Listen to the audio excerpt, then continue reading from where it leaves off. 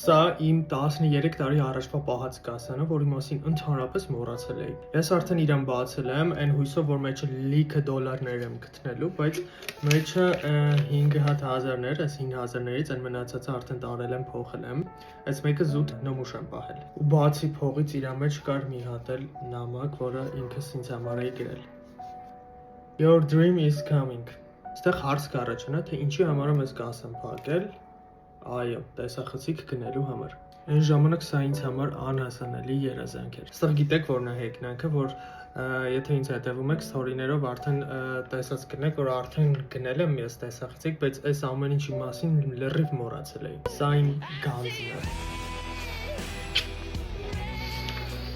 Ոնց տեսակ անցյալի Արամից ներկա Արամին մեսիջը տեղ հասավ։ Ինչ եմ ուզում ասեմ, ընդհանրապես չդադարեք երազել, որովհետև երազանքները